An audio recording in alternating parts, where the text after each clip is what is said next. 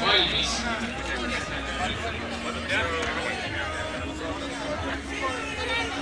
Eesmärgiks siis läbida võimalikult kiiresti 3 ringi.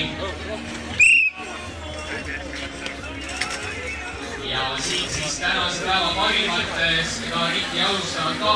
Hoovipood jäi kohe esimesena liidlasse kinni, aga sai selle ületatud ja hetkel on võistluse liider. Aga konkurendid ei jää kaugele maha. Nii hoovipoel esimene ring kirjas. Hetkel tema siis liider.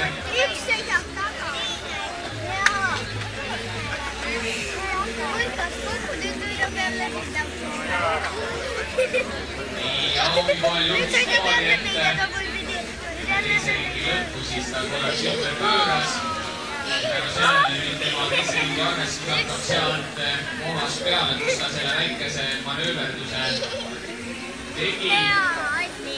Tundub, jah, kohtunik on kinnitanud teine ring on hoovipoel kirjas. Nüüd teiste robotite ringi aegu hetkel ei ole jõudnud.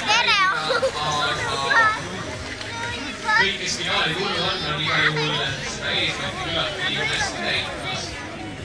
Ja kolmas ring hoovipoel esimesena läbitud ja 3 punkti siit kirja läheb. Hetkel liider siis hoovipoel.